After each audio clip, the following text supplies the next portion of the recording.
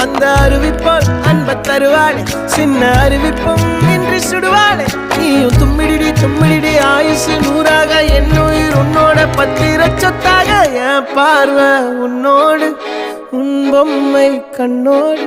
பேசாமல் விண்ணோடு நாம் மிதந்து போவோம் காதாரா அடியானாலும்